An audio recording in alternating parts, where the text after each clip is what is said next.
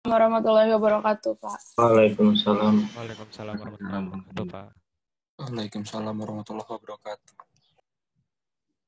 Sudah terlihat ya? Sudah, Pak. Sudah, Pak. Sudah, Pak. Kemarin kita belajar tentang spot speed ya, dengan seperti apa kecepatan ya, jenis-jenis kecepatan atau data-data kecepatan yang kita butuhkan. Sekarang kita belajar untuk volume lalu lintas. Ya, untuk absen silakan, yang belum absen. Saya rasa tidak ada password yang saya berikan di situ. Nah, kita mulai ya, studi volume lalu lintas. Nah, studi volume lalu lintas sendiri ya, kita lakukan ini untuk mendapatkan data jumlah kendaraan, ini yang utama ya.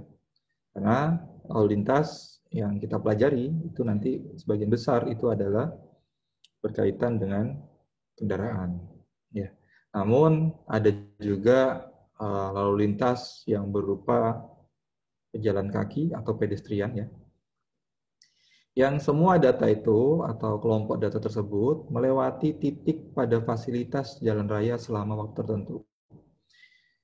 Jadi kita dengan melakukan studi volume lalu lintas, kita mendapatkan jumlah data lalu lintas baik dia kendaraan maupun pejalan kaki yang melewati suatu titik ya, titik tertentu, potongan tertentu pada fasilitas jalan raya ataupun dalam hal ini pedestrian, trotoar, kalau misalkan pejalan kaki, selama waktu tertentu. Jadi ada kurun waktunya. Ya, ada kurun waktu. Jadi data lalu lintas selama kurun waktu yang melewati suatu titik, atau data lalu lintas yang melewati suatu titik pada jalan raya selama waktu tertentu.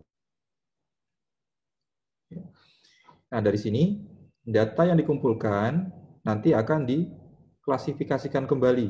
Ya, pengklasifikasiannya seperti arah pergerakan. Kalau di jalan raya, apakah dia dari utara selatan atau dari selatan ke utara. Kemudian jenis kendaraannya, berapa kendaraan ringannya atau berapa kendaraan berjenis pickup, berapa kendaraan yang berjenis sedan, berapa kendaraan yang berjenis truk. Nah, kita perlu klasifikasikan. Dan mungkin ada hal-hal lain yang akan kita ambil ya.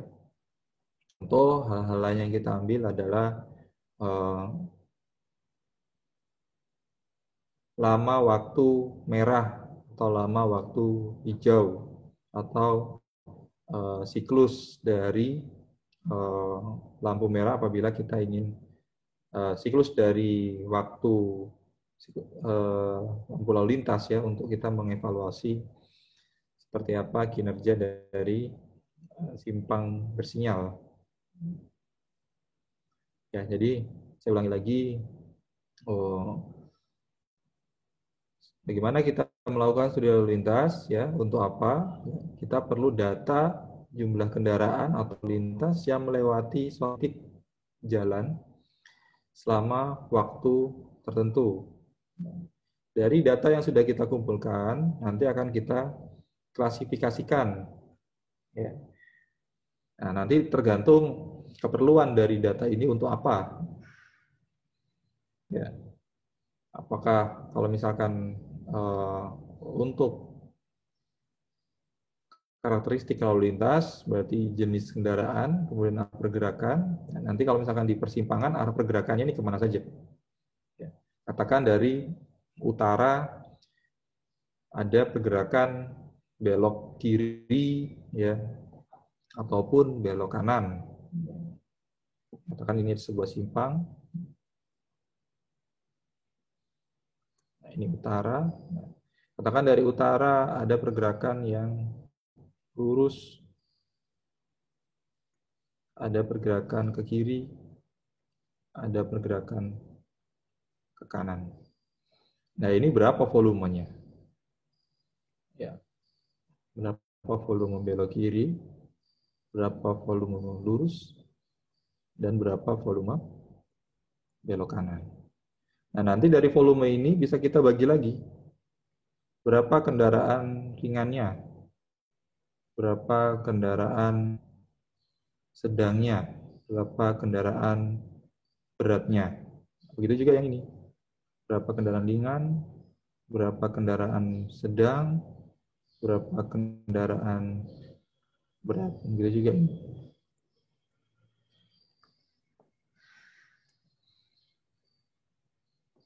Nah, ini untuk satu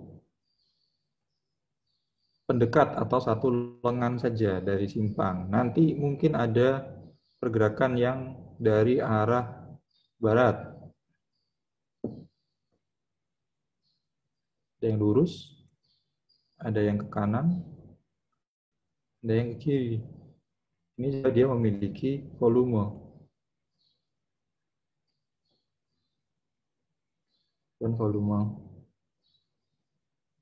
Dan tiap-tiap ini nanti juga akan terbagi. Ya, nah, nanti kita perlu klasifikasikan berapa nilai LV untuk dari utara belok ke kanan. Berapa LV dari utara belok kiri. Berapa LV dari atau kendaraan ringan dari utara terus. Ya. Nah, ini kita mengklasifikasikan. Atau kalau dari sistem jalan pada umumnya, kalau ada dua pergerakan, ya, ini ada barat timur, ini adalah timur barat. Nanti akan terklasifikasikan lagi berapa LV-nya, berapa MHV-nya, berapa HV-nya. Ini juga berapa LV, berapa MHV, berapa HV-nya. Ya, itu kita klasifikasikan. Contoh kalau misalkan kita melakukan survei pedestrian ya pada trotoar,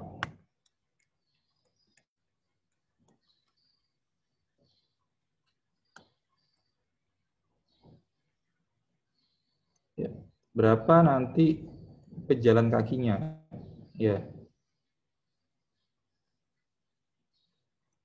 pergerakannya seperti apa, ke sana atau ke sana, ya, ataupun nanti kita apabila ini di persimpangan, ya, kalau misalkan suatu kota itu dia memiliki pejalan kaki yang besar, contoh seperti ini. Nah, nanti berapa orang yang akan melewati crossing di sini, berapa yang akan crossing di sini, berapa yang akan crossing di sini, berapa yang akan crossing di sini.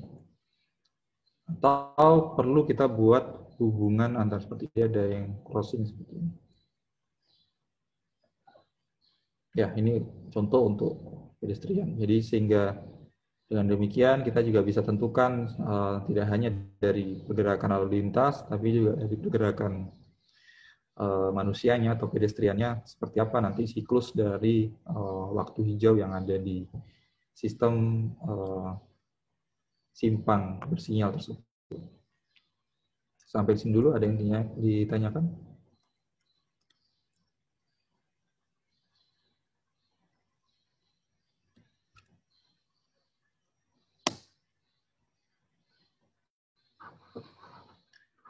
Pak, saya ingin bertanya. Ya. Jadi kan itu di situ tertulis kalau data yang dikumpulkan perlu diklasifikasikan kembali. Oh ya, yang ini Pak, yang jumlah kendaraan atau pejalan kaki. Nah, setahu saya, dulu saya pernah ini aja Pak, kalau jumlah kendaraan untuk menentukan tipe jalan. Tapi kalau untuk pejalan kaki itu untuk apa ya Pak? Terima kasih. Ya. Pejalan kaki ya untuk lalu lintas pejalan kaki. Kita tentukan seperti apa nanti kinerja trotoarnya. Ya sama. Jadi jumlah kendaraan ataupun pejalan kaki itu juga disebut lalu lintas ya, lalu lintas kendaraan dan lalu lintas pejalan kaki. Jadi konsepnya hampir sama, hanya saja ini adalah kendaraan, ya. Ini adalah pejalan kaki.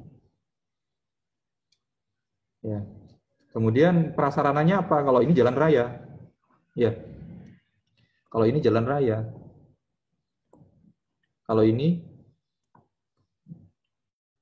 trotoar. Dengan kita tahu berapa jumlah pejalan kaki, kita bisa tentukan berapa lebar trotoar yang dibutuhkan. Ya, seperti itu ya. Baik, Pak. Ada Terima kasih, Pak. Ada lagi? Arida, Pak. Hah? Izin bertanya. Siapa ini? Arida. Arida.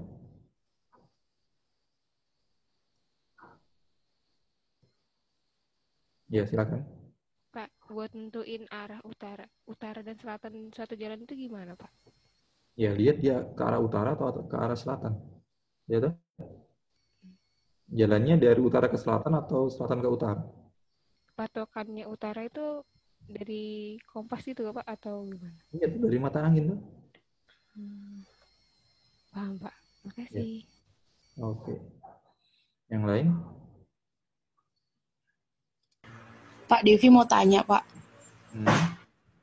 Jadi kan kalau misalnya ini kan mengumpulkan datanya itu, Pak, itu nggak cuma sehari aja gitu, Pak ya? Ada sampai sampai berapa hari gitu baru diklasifikasikan, baru nanti dilihat apa namanya ini jumlah datanya tuh yang sering lewat situ berapa LV yang kayak gitu, Pak, sistemnya? Iya. Saya nggak tahu soalnya. Iya. Iya. Seperti itu. Ya, nanti kita akan bahas lebih detail ya. Pak. Baik, makasih, Pak. Oke. Yang lain?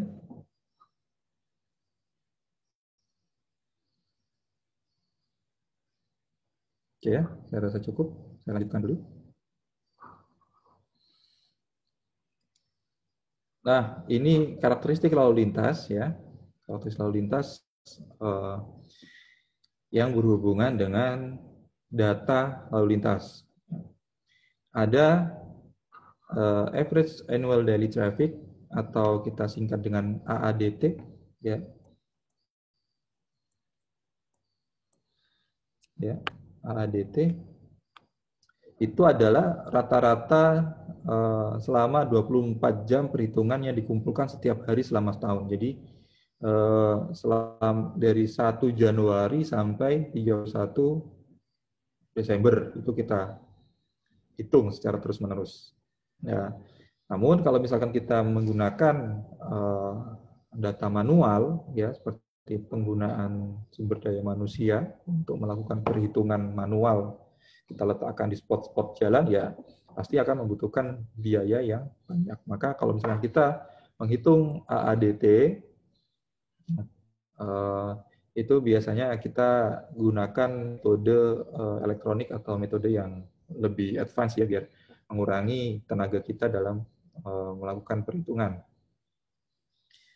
Kemudian ada namanya average daily traffic ya, atau ADT. Itu rata-rata selama 24 jam perhitungan lebih ya dari sehari, namun kurang dari perhitungan lebih dari sehari namun kurang dari setahun. Ya, berarti 1 tahun kurang sehari ya maksimumnya waktu pengambilannya atau lama pengambilannya. Jadi kalau average annual daily traffic atau AADT itu dia setahun penuh. Namun kalau ADT itu dia 1 tahun kurang sehari maksimumnya. Namun dia lebih dari sehari, katakan 2 hari, ya, atau mungkin karena kalau kita menggunakan manual, katakan 24 jam, 40 jam, gitu ya, atau 48 jam. Nah, pun batasannya adalah kurang dari setahun. Nah, itu adalah ADT. Kemudian ada volume jam puncak atau peak hour volume, ya. Itu adalah jumlah kendaraan maksimum yang melewati suatu titik pengamatan, ya, selama periode 1 jam. Jadi dalam katakan satu hari Senin kita lakukan survei, gitu ya. Itu di jam berapa sampai jam berapa volume kendaraan atau data dari volume kendaraan kita itu menunjukkan data yang maksimum. Ya, jadi selama berapa jam kita lakukan survei, katakan 24 jam di hari Senin, dari jam 00 kembali sampai jam 00. Nah, di situ dari berapa, di mana posisi waktu dari kendaraan maksimumnya.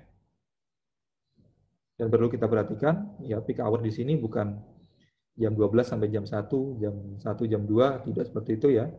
Bisa saja itu terjadi di 6.15 sampai 7.15. Atau bisa terjadi pada 7.10 sampai 8.10.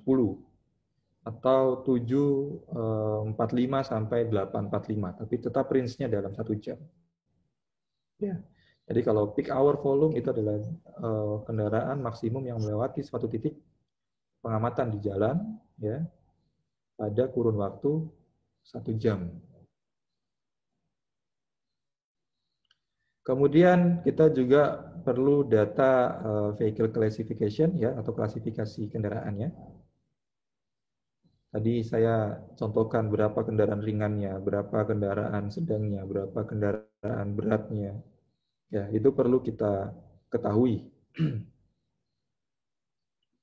Kemudian vehicle miles of travel mengukur perjalanan pada segmen jalan, yang merupakan hasil dari pengolahan data volume kendaraan dan panjang jalannya.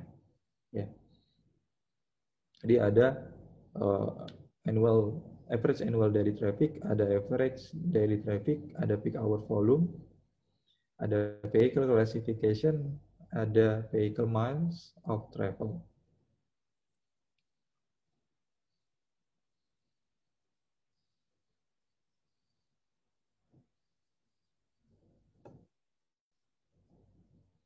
Udah sampai sini?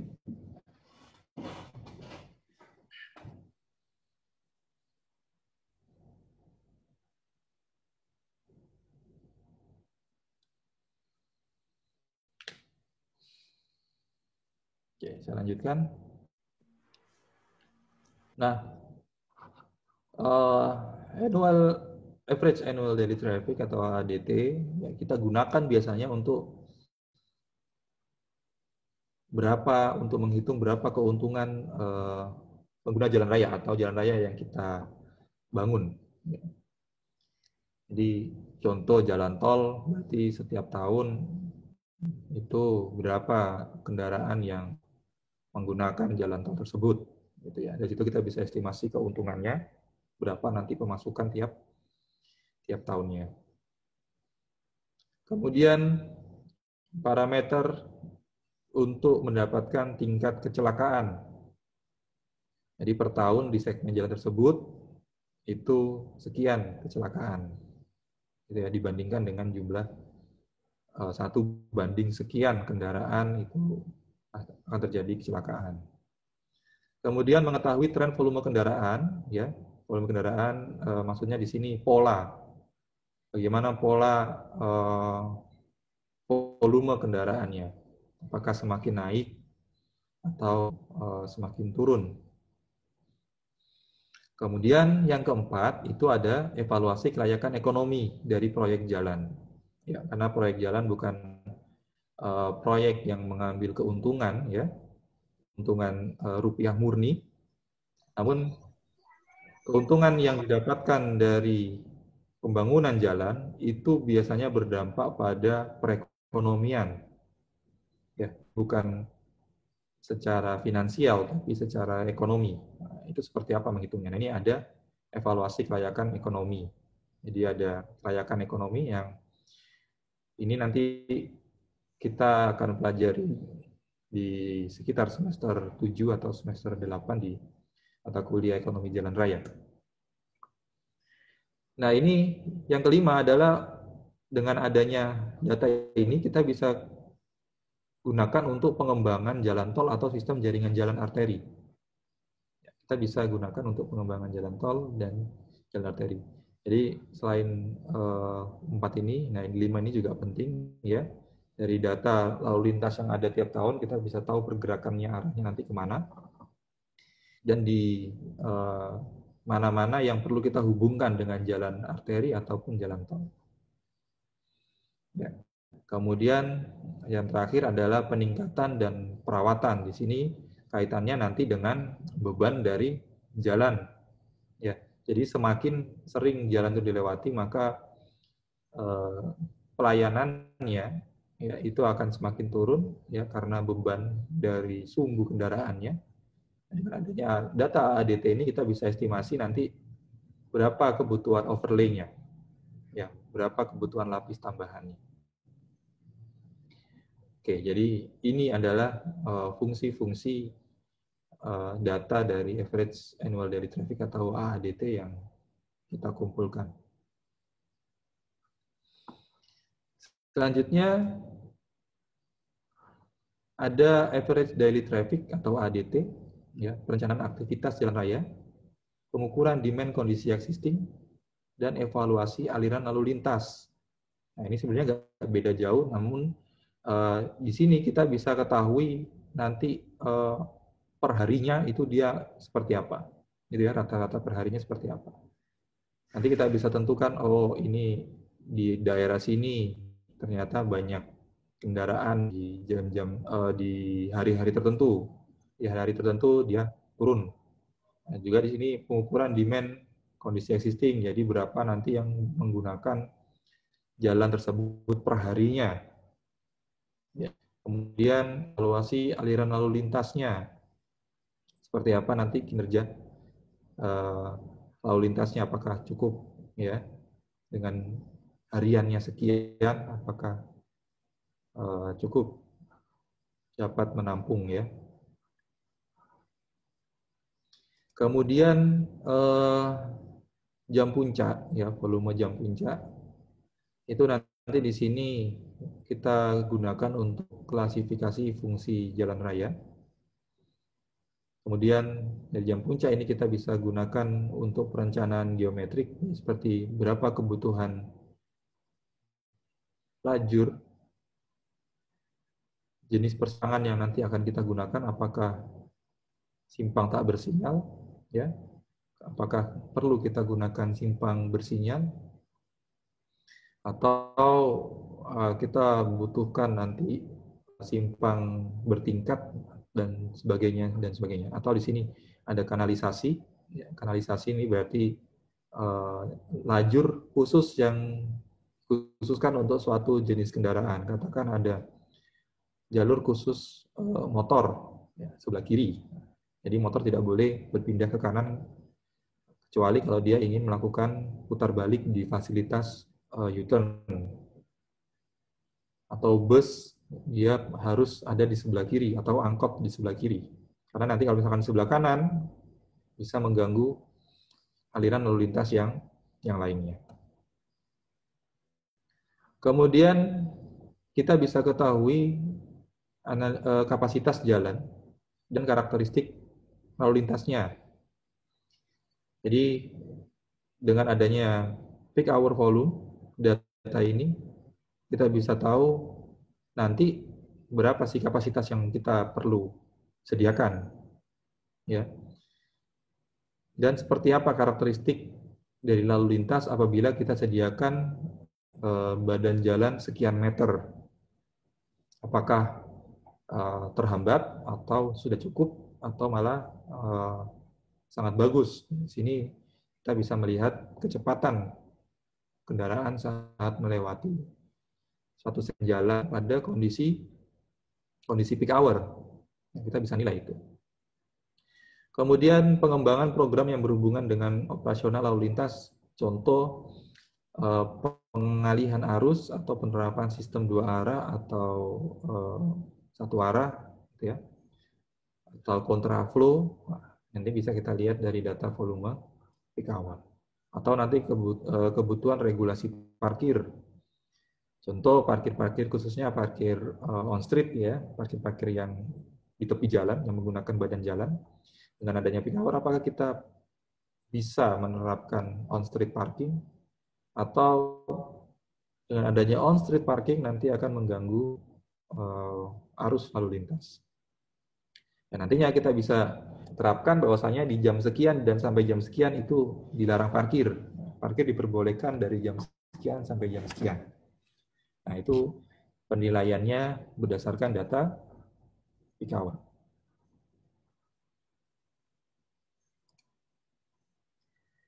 Kemudian vehicle classification itu kemarin sudah kita jelas sedikit tentang perencanaan geometrik jalan. Jadi saat kita merencanakan jalan kita perlu tahu kendaraan rencana kita.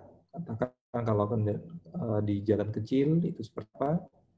Apakah cukup truk kecil ya? Kemudian untuk parkir kita lihat parkirnya parkir apa? Kalau parkir kendaraan berarti kendaraan desain kita adalah mobil-mobil pribadi. Kalau misalkan itu adalah depo kendaraan berat atau truk, berarti kita harus sesuaikan dengan dimensi atau ukuran kendaraan tersebut. Kemudian analisis kapasitas jalan. Nah, nanti bisa kita bandingkan ya dengan klasifikasi kendaraan, katakan kendaraan berat dengan panjangnya yang mungkin lebih dari sekitar 50 feet ya, itu nanti seperti apa pengaruhnya di kapasitas jalan. Kemudian pengaturan perhitungan lalu lintas yang berbasis mesin untuk kalibrasi. Jadi ada mesin-mesin atau alat-alat yang digunakan untuk menghitung lalu lintas ya. Nah, untuk kalibrasinya itu biasanya menggunakan kendaraan-kendaraan ya. Jadi dia mengklasifikasikan kendaraan ya bisa berdasarkan ukuran yang sifatnya itu berbasis kamera biasanya, atau yang berbasis tanam sensor berat yang ada di jalan. Nanti dia harus mengkalibrasinya dengan kendaraan yang melewati situ.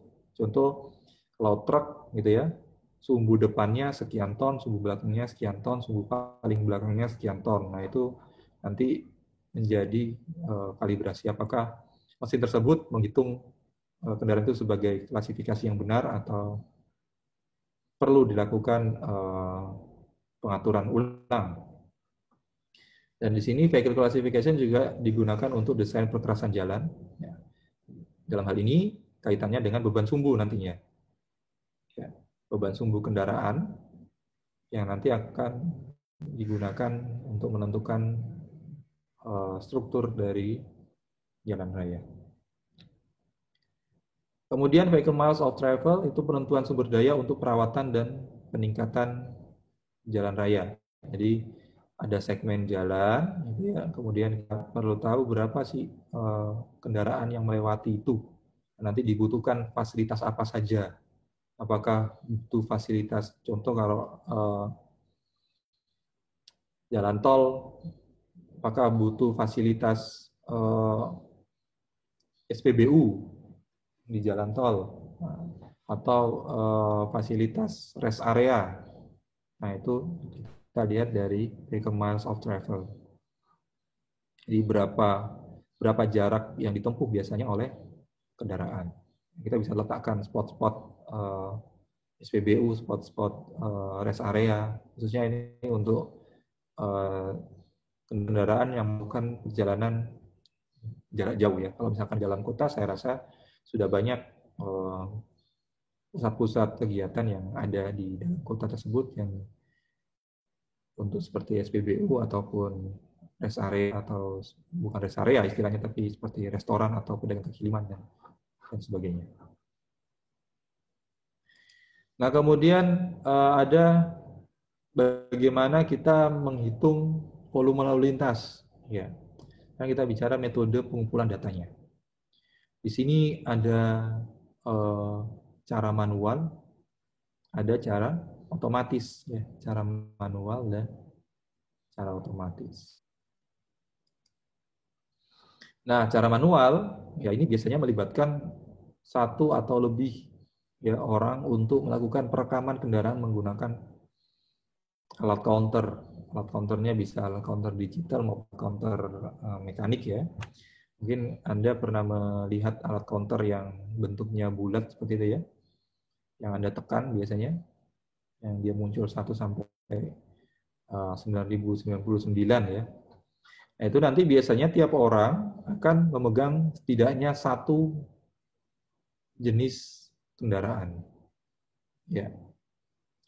Orang akan memegang satu jenis kendaraan. Jadi kalau misalkan jalan tersebut, katakan ini ada 1, 2, 3, 4, 5, 6, 7, 8, 9, 10, 11, 12, maka satu formulir ini itu dikerjakan oleh bukan minimal ya, bisa dikerjakan oleh 12 orang. Jadi kalau misalkan satu orang ini memegang satu kendaraan, ya berarti satu orang pegang form, ya, dia mengisi di sini. Nanti yang klasifikasi LV, dia akan mengisi di sini. Nanti data-data ini akan direkap jadi satu ya, bisa menggunakan Excel. Baru nanti akan kita lakukan, entah itu perhitungan maupun penentuan data-data yang kita perlukan.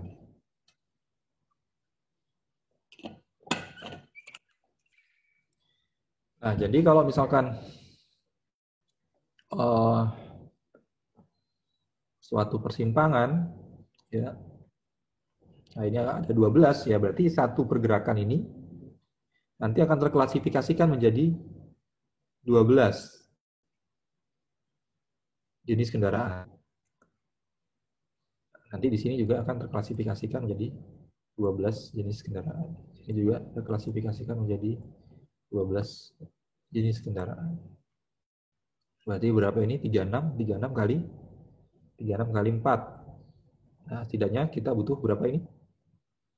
120, 152, ya.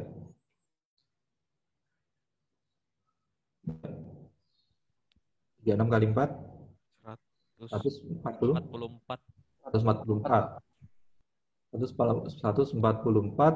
Ya, Pak. orang yang bisa kita gunakan apabila kita menerapkan sistem satu orang satu tipe kendaraan. Namun hal ini bisa kita reduksi sebenarnya karena mungkin dari sisi sumber daya yang terlalu banyak, ya, terlalu besar dari sisi pembiayaannya. Nanti bisa juga katakan kendaraan MC atau motorcycle itu satu orang, ya. Kemudian ini jadikan 1, 2 orang, kemudian bus 3 orang, kemudian kendaraan berat. Dan mungkin dengan unmotorized-nya 1 orang. Ya, jadi 1 orang ini karena mungkin di area perkotaan didominasi oleh kendaraan bermotor, jadi kendaraan bermotor roda 2-nya itu cukup 1 orang saja. Atau nanti kalau misalkan ada 2 lajur, bisa juga digunakan 2 orang. Ya, untuk kendaraan mobil pribadi tipenya LV bisa 1 orang saja. Ya. Kemudian untuk bus 1 orang, untuk truk sampai kendaraan tidak bermotor 1 orang. Jadi kita butuh tidaknya 1 pergerakan itu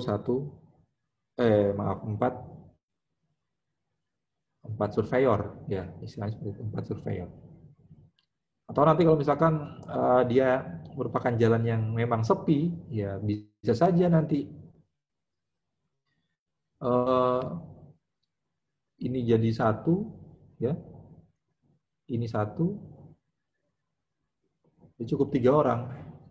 Nah, ini nanti melihat dari kondisi di lapangan seperti apa, mana yang lebih efisien yang kita gunakan. Tapi kalau idealnya memang 1 kendaraan dipegang 1 surveyor, Ya, ini untuk perhitungan manual yang melibatkan manusia. Nah, kalau perhitungan manual yang melibatkan mesin, ya, ini ada mesin namanya Jamar Technologies, ya, atau Jamar. Ini biasanya dia klasifikasikan ini untuk simpang, ya. Jadi kita set ruas 1, ruas 2, atau lajur 1, lajur 2, kemudian lajur 1, lajur 2, dan sebagainya. Dan tombol pengaturannya nanti dia akan keluarkan seperti ini. Nanti kita akan tinggal menghitung, mencari data yang kita butuhkan seperti apa. Nah, nanti mesin ini dihubungkan dengan P, ya. Berarti kita bisa dapatkan reportnya, tapi ini tetap dihitung sebagai manual. Nah, untuk otomatis, ya, ini ada yang membutuhkan detektor, ya, detektor yang diletakkan di tanah atau ditanamkan di bawah permukaan jalan, ya. Dan ada yang tidak membutuhkan detektor yang diletakkan di tanah. Jadi ada yang detektornya ditanam, ada yang detektornya tidak ditanam. Nah, ini untuk detektor yang ditanam, ya. Jadi alat ini, kabel ini nanti akan ditanam di jalan. Ya, mungkin kemarin sudah saya sampaikan, ya, untuk spot speed ada juga yang dia menggunakan pneumatik. Untuk ini juga bisa digunakan pneumatik. Jadi kita tanam kabelnya ini, nanti dari tekanan, ya, dia bisa mengklasifikasikan kendaraan apa yang akan melintas, ya. Kemudian berapa jumlahnya. Nah, nanti pentingnya kalibrasi itu di sini. Jadi sebelum kita running ini, kita perlu kalibrasi terlebih dahulu. Apakah dia sudah sesuai dengan inputan yang kita masukkan atau tidak. Nah, kalau tidak berarti kita perlu set ulang. Contoh, katakan mobil pribadi, ya. Mobil pribadi dia memiliki setidaknya ada 2 P, ya, dengan jarak P-nya sekian, ya, L. Nanti dengan kecepatan tertentu dia bisa dapatkan, oh ternyata P-nya yang didapatkan itu sekian ton. Nah, itu dia nanti dia klasifikasikan sebagai apa? Apakah LV. Nanti katakan ada truk, ya, truk besar yang lewat, dia menginjak pneumatiknya, kemudian terbaca di situ katakan 4 ton. Nah, 4 ton berarti dia masuk di truk. Nah, seperti itu. Ya, jadi dari berdasarkan tekanan ban dia bisa tentukan jumlah kendaraan dan jenis kendaraannya. Ini untuk sensor yang ditanam. Kemudian ini untuk sensor yang tidak ditanam, ya. Jadi dia diletakkan di atas. Biasanya fasilitasnya adalah kamera, ya. Yang kamera itu bisa saja kamera atau inframerah, ya. Yang inframerah nanti dia akan melakukan scanning, ya. Scanning. Nanti tetap dari kecepatan dan lama objek itu dia melewati dari bidang scanning ini, dia bisa mengklasifikasikan kendaraan jenis apa, ya. Ataupun misalkan kita menggunakan kamera, ya, biasanya kita gunakan program yang bisa mengklasifikasikan, katakan seperti apa SUV, seperti apa car, ya, seperti apa motorcycle, ya, atau seperti apa nanti truk, ya. Nanti dia ada blok-blok seperti ini, melihat dimensi dari objek yang bergerak. Nah, nanti ini lebih fleksibel. Ya, jadi ada yang sistemnya sensornya menggunakan infrared, ada yang sistem kamera seperti ini.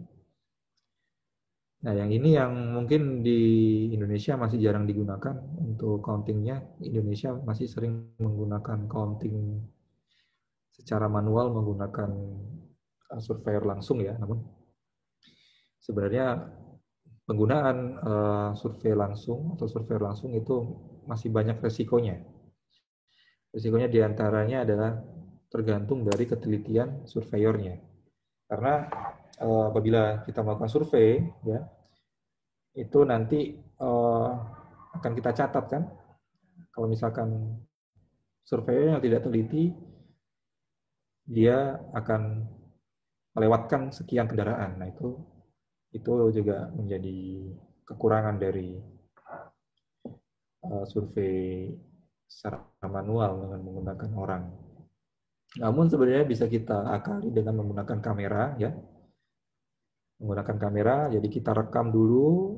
Setelah rekaman selesai, selama waktu yang kita inginkan, kemudian rekaman itu kita bawa pulang, ya, kemudian kita lakukan perhitungan secara manual, hal yang sama di kantor. Nah, enaknya, ya, keuntungannya dengan kita merekam terlebih dahulu untuk perhitungan manual, kita bisa pause, ya, jadi videonya bisa kita pause atau kita perlambat, sehingga mengurangi error.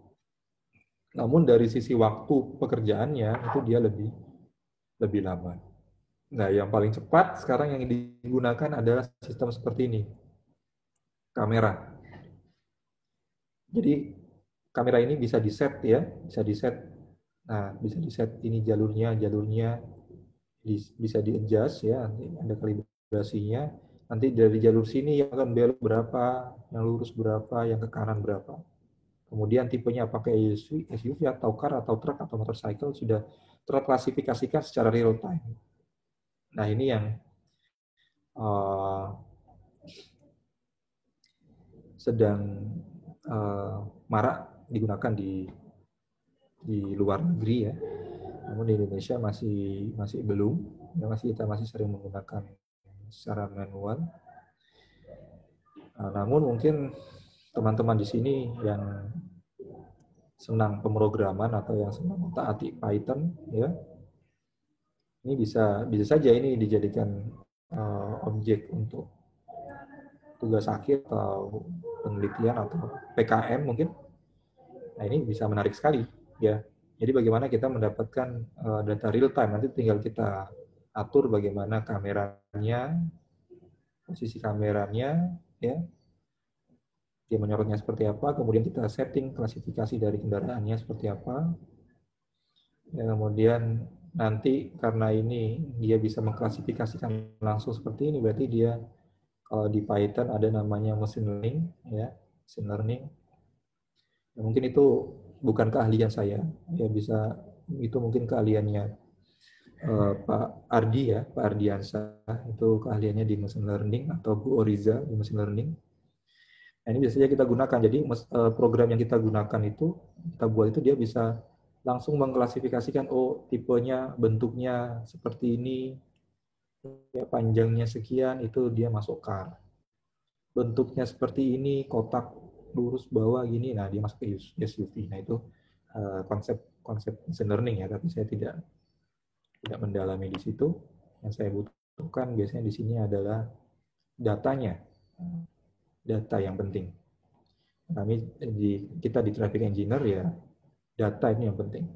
Semakin real time, semakin akurat data, maka semakin akurat juga perhitungan kita. Semakin dekat data, ya, data pengambilan dan analisis, maka semakin akurat prediksi kita. Ya, nah, dengan adanya real time ini kita bisa mengkalkulasi data dan analisis yang nanti akan kita lakukan. Jadi bisa saja mesin atau program Anda langsung bisa melakukan klasifikasi dan langsung melakukan perhitungan terkait dengan kinerja atau karakteristik lalu lintas pada suatu segmen jalan atau sistem simpang. Ya. Nah, ini ilustrasi sederhana saja. Nah, kemudian ini adalah tipe perhitungan volume. Tadi kalau yang kita hitung adalah data, jenis-jenis data. Ini ada tipe volume, perhitungan volume. Ada cordon counts, atau perhitungan cordon, ada screen line, ada intersection, ada pedestrian volume, ada periodic, ini ada continuous, ada control, ada coverage. Ya, jadi ada cordon, perhitungan cordon, ada perhitungan screen line, ada perhitungan intersection, ada perhitungan volume pedestrian, ada perhitungan periodik, volume periodik. Nah, ini untuk cordon counts ya. Cordon counts itu berarti contoh area ini ya, area ini adalah pusat aktivitas utama yang ada di suatu kota ya, area yang di dalam lingkaran. Ya, area yang ada di dalam lingkaran ini adalah pusat kota atau kita katakan sebagai CBD atau Central Business District. Ya. Nah, kita ingin mengetahui berapa volume kendaraan yang masuk ke CBD tersebut. Ya. Sehingga kita bisa gunakan garis imajiner ya, ini lingkaran ini. Kita gunakan garis imajiner yang mengelilingi area CBD tersebut. Ya, jadi saya ulangi, untuk cordon counts itu digunakan biasanya pada pusat-pusat aktivitas. Kita ingin menilai tarikan atau bangkitan dari suatu pusat aktivitas, ya. Maka kita gunakan garis imajiner yang mengelilingi area yang kita ingin lakukan studi. Nah, garis ini nanti kan akan memotong garis-garis jalan. Ya, memotong jaringan jalan. Nah, ini yang memotong jaringan jalan. Ya. Ini memotong jaringan jalan sana dan sana. Ini memotong jaringan jalan sini, ini memotong jaringan sana. Ya, kemudian ini ada jaringan jalan dipotong, dipotong, dipotong, dipotong, dipotong. Ya, kelihatan ya? Potong, potong, ya terpotong. Jadi garis ini akan memotong jalan-jalan yang masuk maupun yang keluar dari zona yang kita tentukan.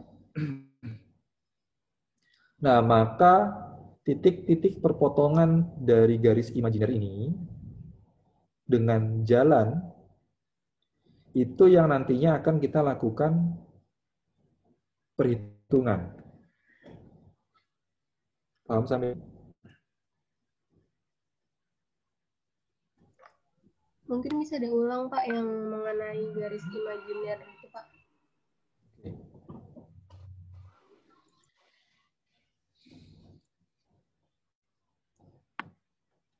Saya mungkin kalau ilustrasi ini lebih, katakan ini ya, ini ada jalan, ya, contoh,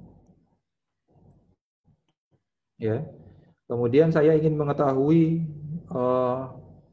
berapa bangkitan dan tarikan di area sini. Maka bisa saya lakukan buat garis imajiner yang mengelilingi area tersebut. Ya, sampai sini jelas ya. Nah, garis imajiner ini akan memotong jaringan jalan.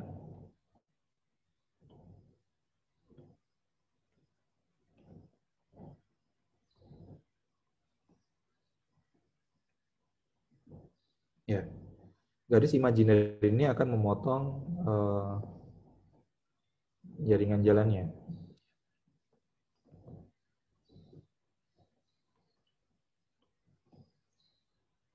Ini perpotongan jalannya. Nah, survei kita ya itu dilakukan pada titik-titik perpotongan antara garis imajiner dan ruas jalan. Nah, ini titik survei kita.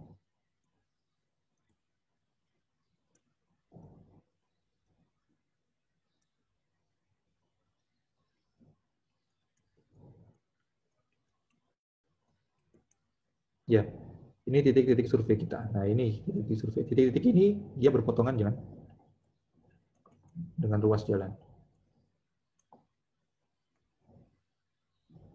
Sehingga dengan adanya survei ini, kita bisa tahu berapa jumlah kendaraan yang masuk, ya, atau jumlah kendaraan yang keluar dari area tersebut. Ya, katakan di situ ada pusat bisnis, ya, pusat pertokoan atau perkantoran, yang itu banyak tarikan dari luar atau menarik perjalanan dari luar untuk masuk ke dalam. Nah, kita buat terlebih dahulu garis imajiner yang mengelilingi area tersebut. Yang garis imajiner tersebut dia berpotongan dengan ruas jalan yang ada di sekitar. Yang asumsinya apabila kendaraan itu masuk ke dalam area dalam garis imajiner, ya, maka itu dia dianggap sebagai kendaraan yang masuk di suatu kawasan tersebut. Kalau misalkan keluar, berarti dia keluar dari atau kawasan tersebut dia membangkitkan sekian perjalanan. Jadi kalau misalkan masuk itu kita namakan tarikan. Kalau keluar kita namakan bangkitan perjalanan. Ada tarikan perjalanan, ada bangkitan perjalanan. Itu kalau di model transportasi itu kita sebut namanya bangkitan perjalanan. Ya, secara umum kita namakan bangkitan perjalanan. Kalau secara bahasa Inggrisnya ada model trip generation atau bangkitan perjalanan. Namun bangkitan perjalanan tersebut dibagi dua, ya. Ada namanya tarikan perjalanan, yaitu dia menuju pusat aktivitas, dan ada namanya bangkitan perjalanan, dia keluar. Ya, dia keluar. Kalau keluar berarti dia adalah bangkitan. Kalau masuk dia adalah tarikan. Jadi tarik dan pergi. Jadi masuk dan keluar. Atau bisa kita sebut juga ini adalah traction-nya. Ini adalah production-nya. Jadi trip generation, ya, trip generation itu dibagi dua, ada trip attraction dan ada trip production. Di mana trip attraction itu adalah tarikan, ya, jadi perjalanan yang menuju pusat aktivitas, dan trip production atau bangkitan perjalanan itu adalah yang dihasilkan dari aktivitas itu menuju keluar. Nah, itu pengetahuan tambahan, ya, terkait transportasi. Ada namanya model trip generation. Trip generation nanti dibagi dua, ada attraction dan ada production. Kalau yang attraction dia akan masuk ke dalam zona atau suatu pusat aktivitas. Yang production dia yang keluar atau yang dihasilkan dari pusat aktivitas tersebut. Contoh sederhana mungkin kita ambil saja di Balikpapan, di Pentacity, ya.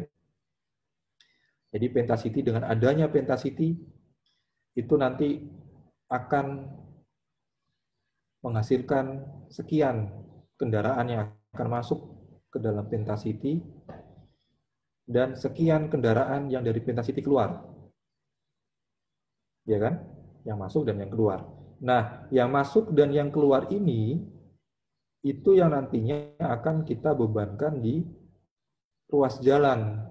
Contoh Pentacity belum dikembangkan. Kemudian dengan adanya pengembangan, itu pasti akan meningkatkan attraction dan production-nya.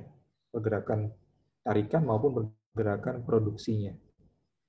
Nah, pergerakan tambahan itu yang nanti akan terbebankan di ruas jalan. Yang itu nanti akan perlu kita evaluasi. Seperti apa nanti treatment yang bisa kita terapkan untuk meminimalisir terjadinya kemacetan yang ada di jalan-jalan yang menuju Pentacity. Ya, sama. Kalau kita ambil ruang lingkup besar, ini adalah suatu kawasan pusat aktivitas, ya, kawasan pusat aktivitas yang setiap pagi banyak orang masuk, setiap sore banyak orang keluar. Jadi attraction-nya dia, perjalanannya dia sifatnya komuter, ya, pulang pergi. Dan daily activity, jadi pagi masuk, sore keluar, pagi masuk, sore keluar. Nah, masuknya menuju area yang sama, jadi kita buat garis imajiner, sehingga kita tahu area sini dia akan menarik sekian perjalanan dan akan menghasilkan sekian perjalanan keluar. Sampai sini ada yang ditanyakan?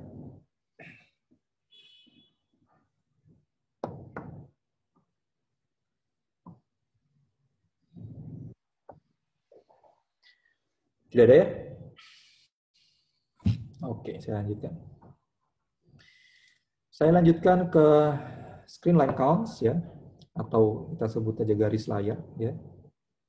Garis layar. Nah, garis layar ya, atau dalam perhitungan screen line counts, itu area studi dibagi menjadi beberapa segmen dan menggunakan garis imajiner. Nah, pembagian segmennya itu bisa penghalang alami dan buatan manusia, seperti sungai ataupun rel kereta. Nanti perhitungannya dia di setiap titik jalan yang melewati batas-batas yang ada.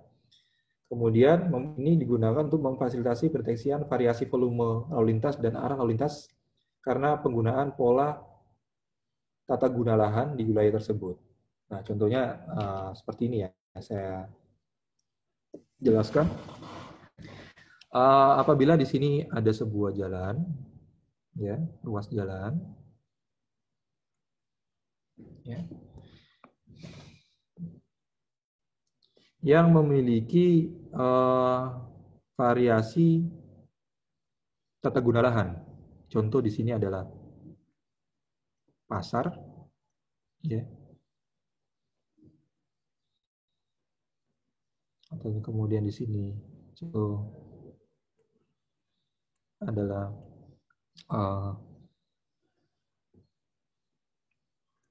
perkantoran. Ini tanah kosong.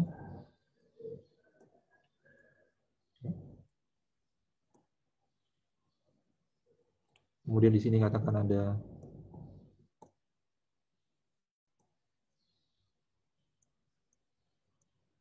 kereta api. Maka untuk sistem screen line counts, kita bisa bagi ini menjadi beberapa segmen. Kelihatan ya kuningnya?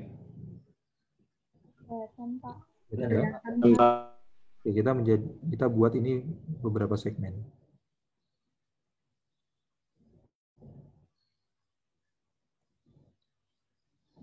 Ya, ada segmen 1, 2,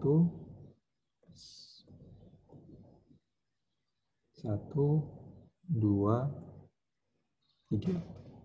Dimana segmen 1, garis imajinernya atau batas imajinernya adalah pasar atau area yang digunakan atau tata guna lahan yang difungsikan sebagai pasar. Ya, kemudian segmen 2 itu batas dari pasar ya sampai batas dari lahan yang digunakan sebagai perkantoran.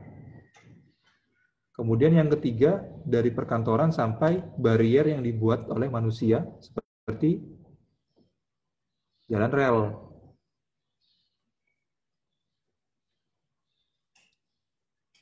Ya. Nah, dari sini baru nanti setiap segmen ini ya kita hitung berapa volumenya. Jadi kita dapatkan volume di segmen 3, volume di segmen 2, volume di segmen 1. Ya. Berapa volumenya?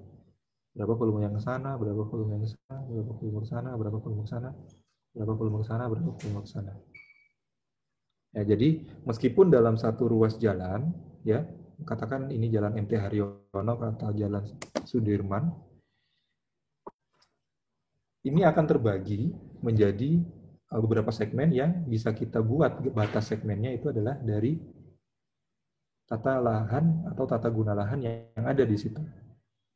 Nah, dari sini kita bisa mengevaluasi bahwasanya di area yang pasar ataupun area perkantoran, itu konsentrasi kendaraan tuh semakin besar. Tapi di area tanah kosong itu konsentrasi kendaraannya rendah. Gitu ya. Fungsi dari screen line count itu seperti ini. Jadi kita membagi jalan itu menjadi beberapa segmen. Ya. Segmennya yang bisa terkait tata guna lahan, batasnya, atau batas yang kita tentukan, ya. Katakan di sini juga nanti ada simpang, ya. Bisa juga nanti katakan ada persimpangan di sini, ya. Nah, simpang itu juga bisa kita gunakan sebagai batas garisnya atau segmen screen line-nya.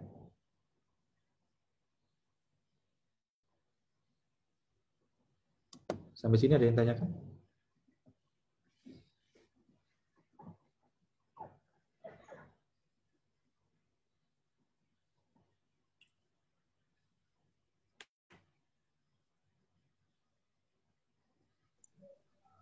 Pak, saya mau tanya, Pak. Dwi 07-1026 ingin bertanya mengenai yang batasan ketiga itu, Pak, itu sampai jalan rel kah, Pak? Batasannya atau sebelumnya jalan rel itu? Kan itu tanah kosong. Oh, bisa sebelum, bisa sesudah, sama saja kan? Atau kamu buat pas di tengah pun tidak masalah. Ya, pas di sini pun tidak masalah. Berarti tergantung dari kita mau melakukan pembatasannya itu ya, Pak, ya? Ya, itu tergantung dari kita menentukannya. Namun biasanya ya kayak ada sungai, jembatan, ya itu juga bisa kita gunakan sebagai batas. Kemudian simpang itu kita gunakan sebagai batas, ya. Karena fungsinya dari screen line count ini, kita ingin melihat variasi lalu lintas yang ada di suatu segmen jalan, suatu ruas jalan yang kita bagi per segmen-segmennya. Biasanya kita bisa tentukan, oh ternyata di kilometer sekian sampai kilometer sekian itu volumenya tinggi, tapi di kilometer sekian dan sampai kilometer sekian itu sudah mulai turun, bahkan di kilometer sekian sampai sekian yang lebih jauh lagi itu rendah. Nah, itu bisa diidentifikasi bahwa mungkin segmen 1 di kilometer awal itu ada banyak pemukiman atau banyak pusat aktivitas. Namun setelah segmen 1 itu digunakan untuk kendaraan-kendaraan yang lalu lintas. Nah, bisa seperti itu, ya. Jadi kita fungsi screen line counts itu seperti itu. Baik, Pak. Terima kasih. Oke. Yang lain?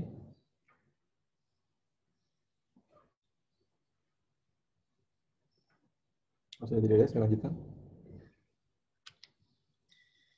Kemudian intersection counts atau perhitungan di simpang, ya, itu digunakan untuk menentukan klasifikasi kendaraan, pergerakan lurus dan pergerakan berbelok yang mungkin sudah saya sampaikan di awal tadi, ya. Ini juga digunakan untuk menentukan panjang fase suatu lengan, ya, suatu pendekat, berapa kebutuhan hijaunya, kemudian siklus simpang bersinyal dari awal, dari katakan dari utara bergerak, kemudian berhenti, kemudian barat bergerak, kemudian berhenti, selatan bergerak, kemudian berhenti, kemudian timur bergerak, kemudian berhenti, kemudian kembali lagi ke utara. Nah, itu disebut satu siklus, ya. Bagaimana kita menentukan waktu siklus simpang bersinyal. Kemudian desain pembagian jalur pada persimpangan. Seperti apa nanti, apakah sebelah kanan khusus untuk pergerakan ke kanan, atau ruas kanan atau lajur sebelah kanan itu digunakan bisa untuk yang berbelok ke kanan dan yang lurus. Atau yang untuk sebelah kiri, ruas sebelah kiri, apakah khusus digunakan untuk yang berbelok ke kiri, atau bisa digunakan untuk yang berbelok ke kiri ataupun lurus. Ya, itu kita bisa buat seperti itu. Kemudian desain pembagian jalur pada persimpangan, itu sudah tadi, ya, dan desain umum untuk meningkatkan persimpangan. Nah, adanya itu perlu kita tingkatkan seperti apa? Apakah perlu kita tambahkan lajur, atau bisa saja kita ubah siklusnya, dan lain-lainnya. Jadi banyak terkait treatment, ya, atau alternatif perbaikan kinerja lalu lintas yang ada pada persimpangan. Kemudian pedestrian counts atau perhitungan pejalan kaki. Ini dilakukan pada lokasi-lokasi tertentu ya. Lokasi-lokasi yang memang digunakan khusus untuk berjalan kaki, seperti penyeberangan, trotoar gitu ya. Stasiun subway atau MRT atau lain-lain, atau mid block. Mid block ini mungkin sudah kita jelaskan kemarin di spot speed ya. Jadi apabila ada blok-blok kota yang dia karakteristiknya dia berbentuk blok gitu ya, blok-blok besar atau blok-blok kecil. Nah, biasanya di blok-blok itu nanti ada lalu lintas pejalan kakinya yang akan berputar. Nah, itu bisa kita lakukan perhitungan di situ. Nah, dari data itu kita gunakan untuk analisis konflik. Ya, analisis konflik di sini bukan konflik perkelahian atau itu, tapi konflik di sini adalah interaksi ya, interaksi pejalan kaki. Apakah kita butuh lebar ya untuk mengurangi konflik, atau kita bisa pisahkan. Karena kalau ini blok ya, ada blok, kemudian ada blok. Nah, ini kan jalannya. Nah, blok ini kan pasti banyak orang. Ya.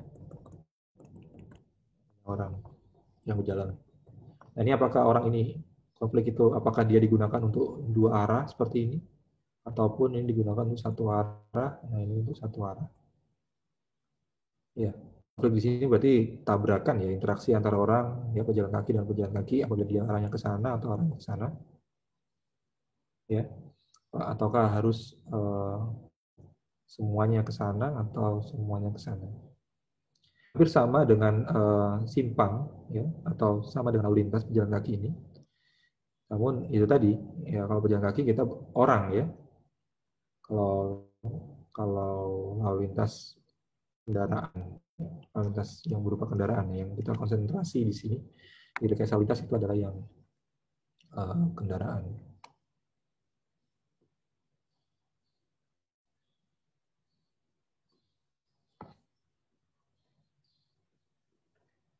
Sampai sini dulu, ada yang tanya?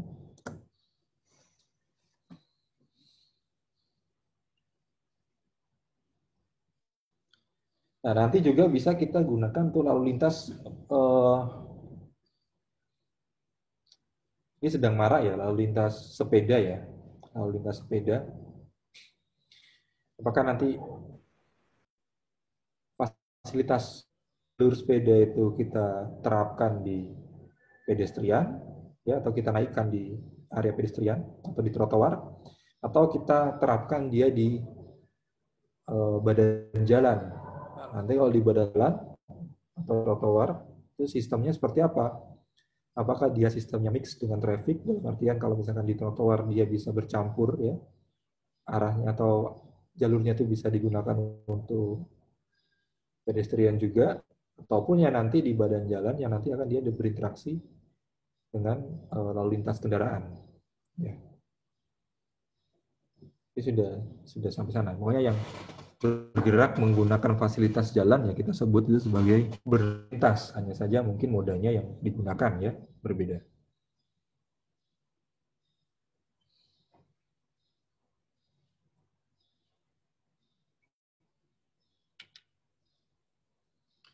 Kemudian perhitungan periodik ya, perhitungan periodik ini untuk mengumpulkan data lalu lintas. Kemudian dia dibutuhkan data menerus, kemudian membutuhkan biaya yang besar ya. Di perhitungan interval waktunya itu 15 menit atau bisa saja kurang, per 5 menit atau per 10 menit. Data ini digunakan untuk mengestimasi karakteristik lalu lintas. Jadi ada periodik volume count, jadi volume periodik, apakah dia itu bulanan, tahunan, harian, gitu ya. Biasanya digunakan untuk yang tahunan, itu tahun. Durasi perhitungannya 15 menit. Nah, kalau misalkan seperti ini, ya, kalau kita lihat ya membutuhkan biaya yang besar ya, namun kita bisa gunakan teknologi-teknologi yang ada untuk mengurangi biaya survei khususnya untuk sumber daya manusianya.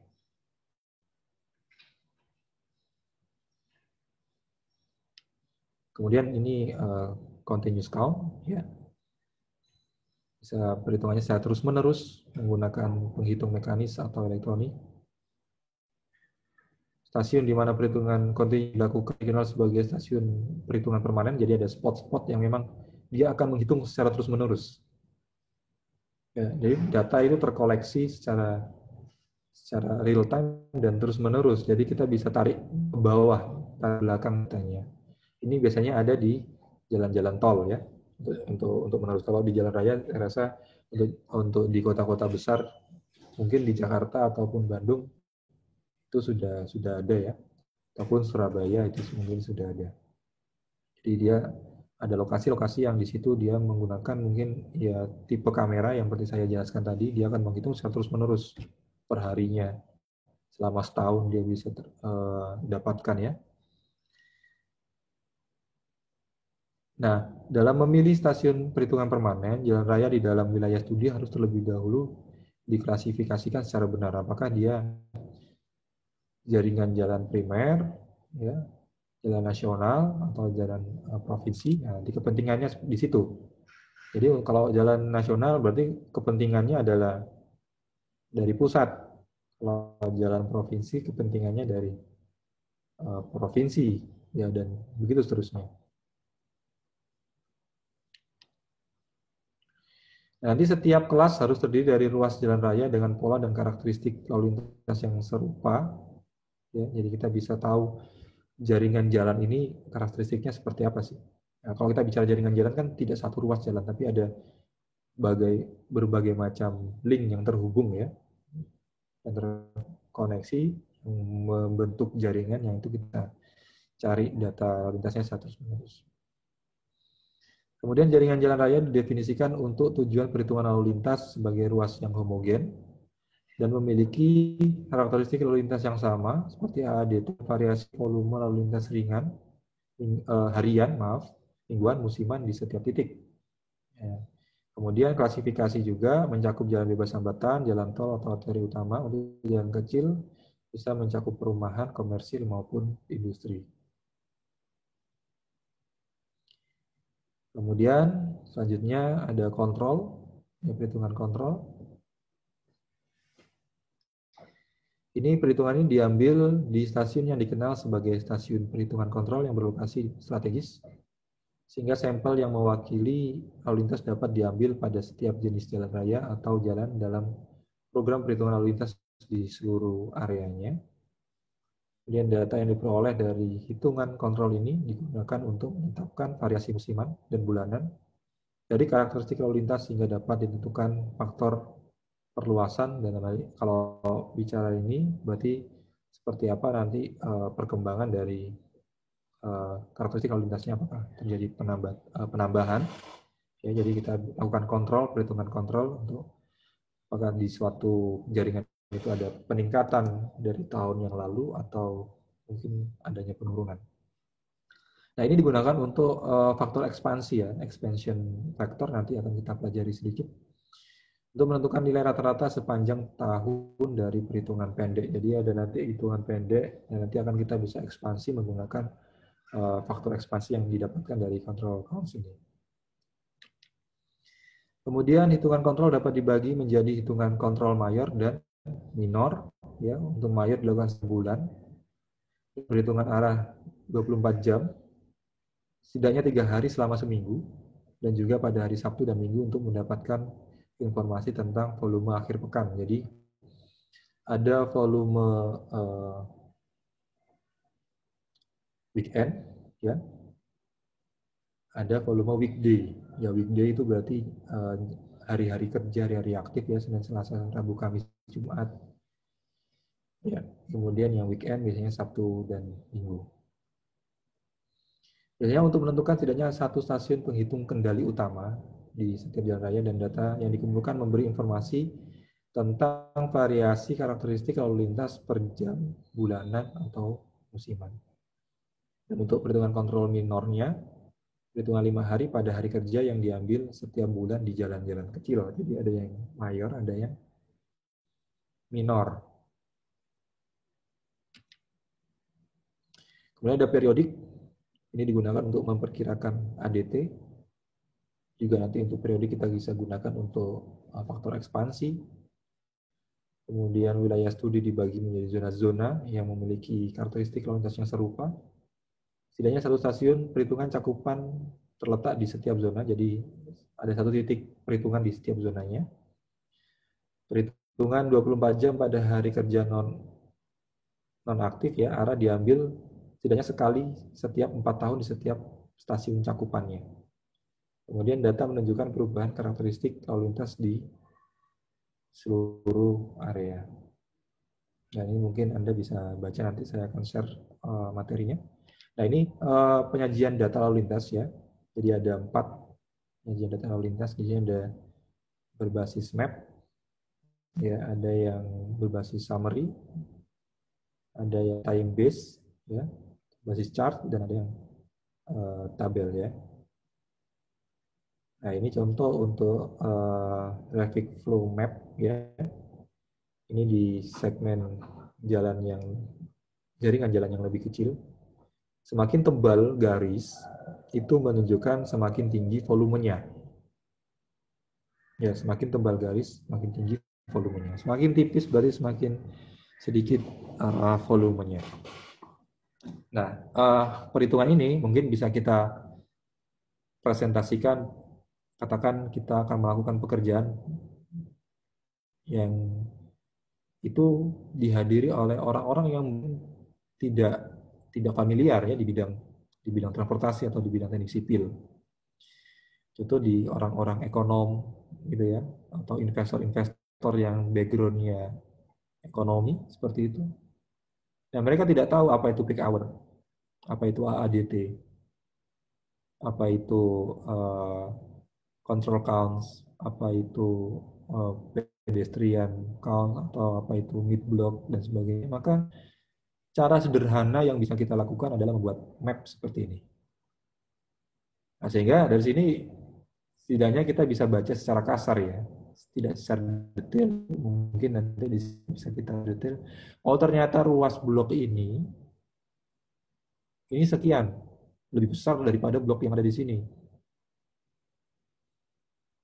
Ya, dan kita bisa pastikan di sini, oh ternyata yang belok ke sini itu sekian, yang belok ke sini sekian. Ini satu jalan ya, ini satu jalan, ada arah yang kalau ini dia sistemnya sebelah kiri, berarti ini yang arah ke sana, ya, ini yang arah ke bawah. Ini nanti ada pergerakannya. Nah, ini ternyata ini yang ternyata dari sini belok ke sini nih lebih sedikit. Ini yang belok ke sini lebih sedikit dan sebagainya dan ininya. Ya. Contoh traffic flow map ya seperti ini, atau kita bisa masukkan di sini kalau ini adalah sistem jaringan jalan di Amerika ya. Kita bisa lihat pergerakan tuh banyak didominasi daerah-daerah sini. Daerah bagian timur atau daerah pesisir sebagian barat. Nah, ini berarti konsentrasinya cukup tinggi. Daerah-daerah sini berarti kurang, ya. Nah, ini berarti kan ada pergerakan menuju sini. Kita bisa identifikasi ini. Nah, ini lebih sederhana kita membacanya, ya, dibandingkan kita menyajikan secara tabulasi yang detail. Atau bisa kita gunakan seperti ini, ya. Nah, ini bisa kita gunakan chartnya, baik itu bulanan, mingguan, ataupun harian. Kalau tahunan ini kan berarti tiap basisnya itu adalah bulan, koordinatnya adalah volume. Nah, kalau ini basisnya adalah, kalau mingguan adalah hari, nah, kalau basis untuk harian itu adalah jam. Nah, ini 01, 12, 23. Nah, ini untuk chartnya seperti ini, tapi untuk perhitungan peak hour ya, itu perlu dibedakan ya. Ini untuk menunjukkan secara urutan waktu. Ya. 0 sampai 1 ini ada sekian, 0 sampai 2 ini ada sekian, 0 sampai 3 ada sekian. Tapi untuk peak hour bisa saja, nah, kalau misalnya seperti ini kan kita bisa lihat 18 sampai 19, pukul 18 sampai 19. Namun bisa saja itu terjadi di area antara 18.45 sampai 19.45. Nah, bisa saja terjadi di situ. Maka kita perlu lakukan perhitungan tiap interval waktunya yang menunjukkan itu 1 jam. Yang katakan kita melakukan perhitungan di jam 00 sampai dengan 00.15. Sekian kendaraan. Kemudian 0.15 sampai 0.30. Kemudian dari 0.30 sampai 0.45, 0.45 sampai 1 ya. Dari 1.00, nanti 1.00 sampai 1.15, 1.15 sampai 1.30, 1.30 sampai 1.45. Contoh seperti itu. Nah, ini ada jumlahnya. Nah, bisa saja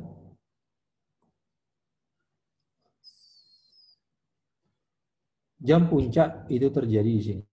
Ya, 0.30 sampai 1.30. Ya. Misalnya kita hitung kalau 1 jam, kalau dari 00 kan berarti 00 sampai 1. Ya. 00 sampai 1. Kemudian ini 0.15 sampai 1.15. Kan juga 1 jam. Kemudian 0.30 sampai 1.30. 0.45 sampai 1.45. Ini kan durasinya juga tetap 1 jam.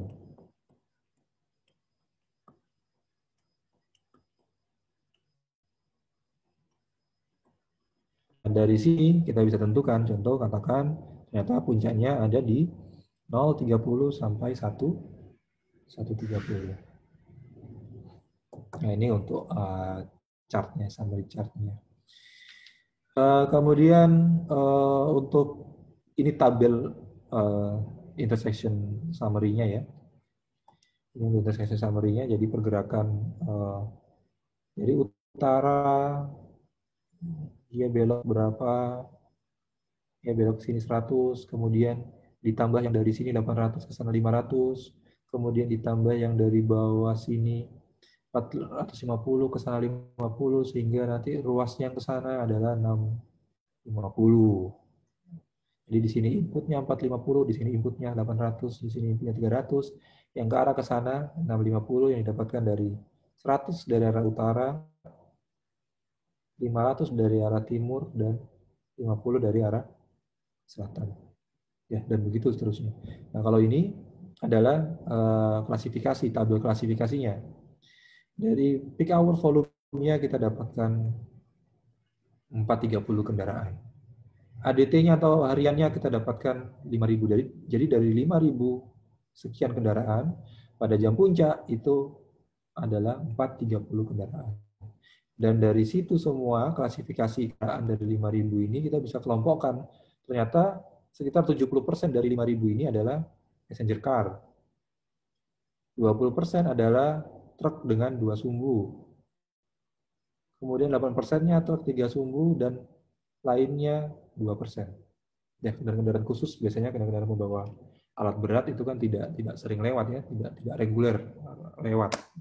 Dan presentasinya tidak besar. Oke, itu penyajiannya. Saya lanjutkan ke faktor penyesuaian atau expansion factor atau faktor ekspansi. Di sini ada faktor ekspansi untuk jam, faktor ekspansi untuk harian, ada faktor ekspansi untuk bulanan ya. Nah, rumusnya itu yang ada di bawah. Jadi untuk mendapatkan nilai faktor hariannya, kita perlu tahu volume lalu lintas 24 jam, kemudian dibagi pada volume pada jam-jam yang spesifik. Kemudian Begitu juga untuk daily. Daily berarti ambilnya mingguan, berarti dibagi dengan volume ternyata pada hari tertentu. Kemudian untuk monthly atau bulanan, itu adalah ADT atau tahunannya dibagi dengan ADT untuk bulan tertentu. Ya. Contoh, nah ini contohnya. Jadi di sini untuk hourly expansion factor atau faktor ekspansi jam, di sini katakan dari jam 6 sampai jam 6 ya. Sini jam 6 sampai jam 6. Didapatkan total keseluruhan adalah 12.350 kendaraan dalam satu hari. Dalam 24 jam. 6 sampai jam 6. Nah, dari situ ini kan bisa kita dapatkan jam 6 sampai jam 7 sekian. Jam 7 sampai jam 8 sekian. Jam 8, 9 sekian. Maka expansion factornya itu adalah pembagian dari 12.350 dibagi 294. Hasilnya 42. Ya, begitu seterusnya ya. Kemudian ini untuk daily expansion factor. Jadi kita juga sama seperti ini ya. Jadi kita perlu tahu per minggunya seperti apa. Kemudian per harinya kita dapatkan dari total ini. Per harinya berapa. Kemudian ini adalah 75.000 dibagi 7.000. Dapatkan daily expansion factor-nya 9,15. Dan begitu juga untuk monthly atau bulanan, kita dapatkan dari total secara keseluruhan. Ya, total secara keseluruhan 12.000.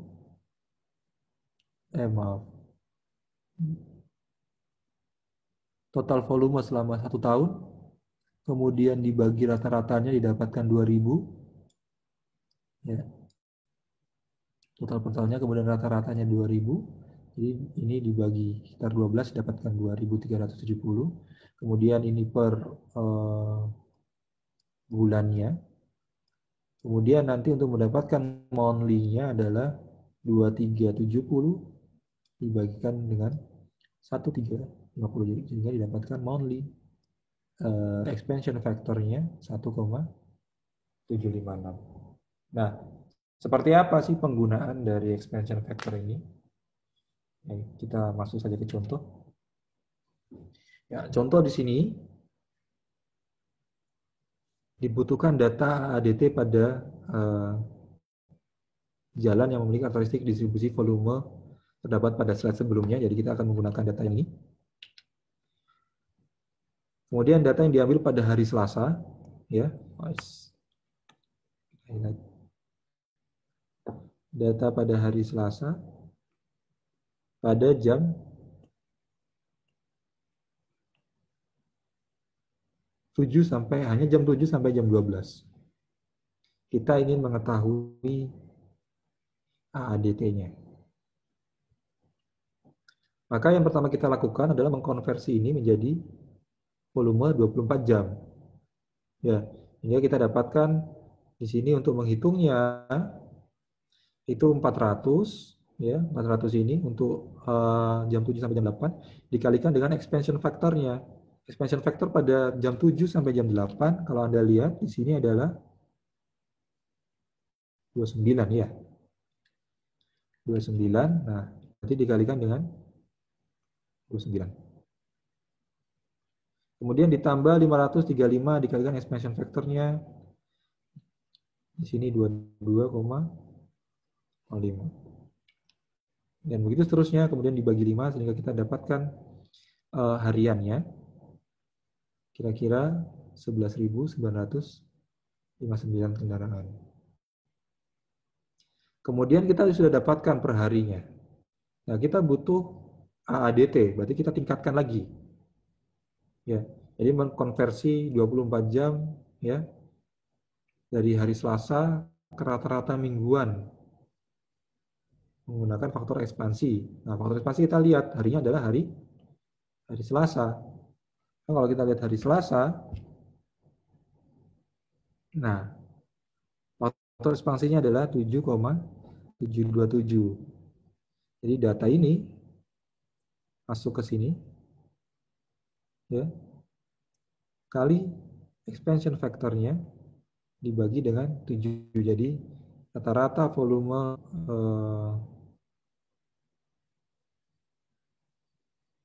24 jam mingguannya itu 13.201. Kemudian yang terakhir yang kita dapatkan ADT, ya, itu berarti kita kalikan di sini.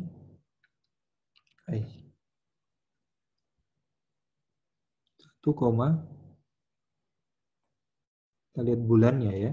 Ini bulannya belum saya masukkan. Di sini lihat bulannya 1354. Berarti kita dapatkan di hari itu data ini kita kalikan 1,34 sehingga kita dapatkan ADT-nya 18.402. Nah, ini contoh untuk menggunakan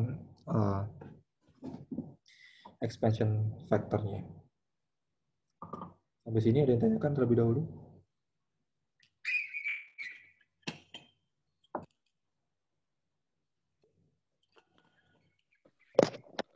Pak, nama saya Mahendra. Izin bertanya, Pak.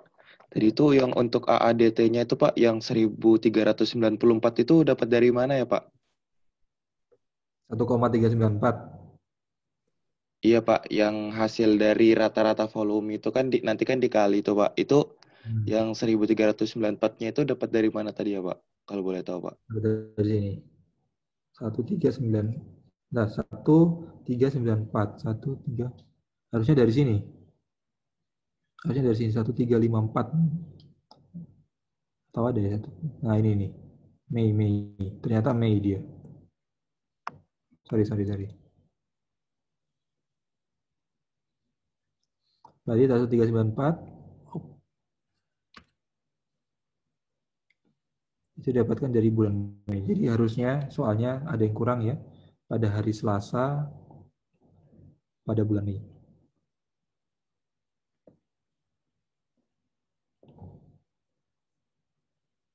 Ya, sehingga nanti expansion factor-nya kita lihat di bulan Mei. 1,394.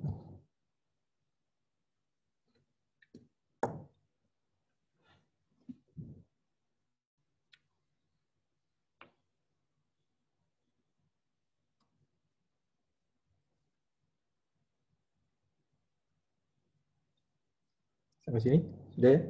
Jelas? Oke. Pak, saya mau nanya. Ya.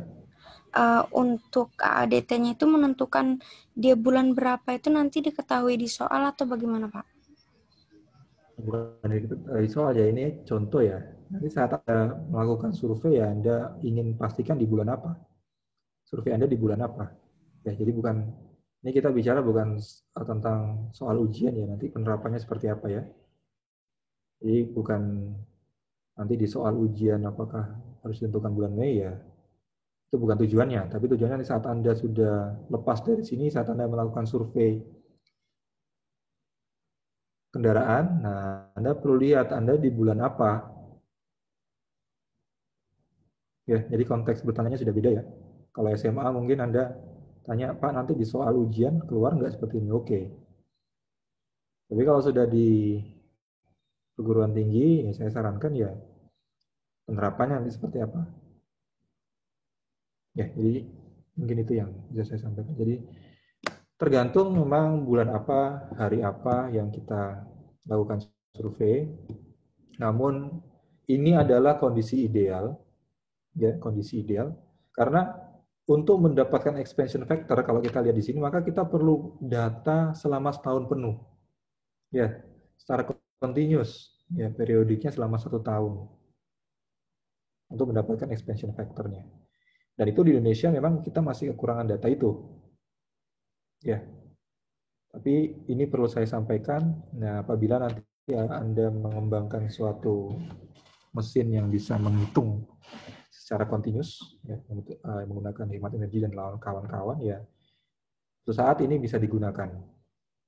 gitu ya. Jadi apabila data yang kita bisa kumpulkan secara real time dan secara continuous selama 1 tahun ataupun 2 tahun ya, jadi 1 tahun kita tarik datanya, kemudian kita restart mesinnya, kita ulangi lagi, selama setahun dia menghitung, kalkulasi, atau diambil per bulan, diambil per bulan. Nah, nanti data untuk expansion factor-nya ini bisa kita dapatkan. Nah, sementara di kita, di Indonesia pada khususnya, data lalu lintas ini akan diambil apabila akan ada evaluasi atau apabila akan ada pembangunan jalan ya. Itu baru dilakukan survei, atau biasanya BPJN ya, dan pengawas jalan nasional itu dia biasanya melakukan survei tapi tidak secara rutin ya, biasanya per tahun sekali. Tapi kita tidak bisa dapatkan hariannya seperti apa, sehingga apabila kita ingin mendapatkan harian yang mau sekarang kita bisa lakukan, hanya yang bisa kita lakukan adalah menghitung secara manual. Ya, namun tetap saya sampaikan seperti ini untuk kondisi idealnya. Sampai sini jelas ya?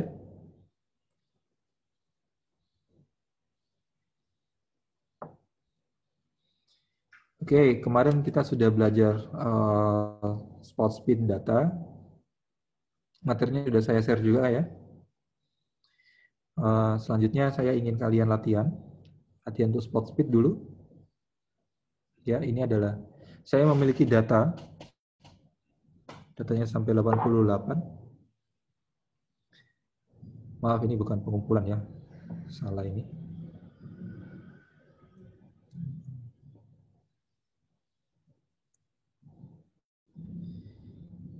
Di kuliah ITK itu sudah saya masukkan assignment-nya saya edit lagi.